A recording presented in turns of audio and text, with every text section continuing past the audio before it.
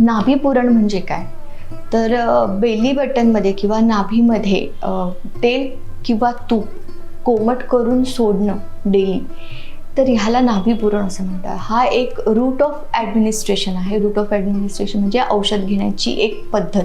जसं आपण औषध घेतो किंवा आय व्ही लावतो किंवा इंजेक्शन घेतो, तर हा जो रूट आहे त्या पद्धतीचा नाभी पुरण किंवा बेली बटनमध्ये ऑइलिंग करणं डेली हा एक रूट ऑफ ॲडमिनिस्ट्रेशन आहे.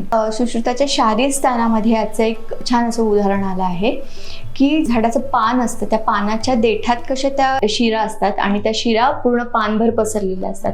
त्याचप्रमाणे आपल्या नाभीच्या ठिकाणी ह्या वात, पित्त, कफ आणि रक्त अशा ह्या सर्व मिळून 700 शिरा ह्या एकवटलेल्या असतात.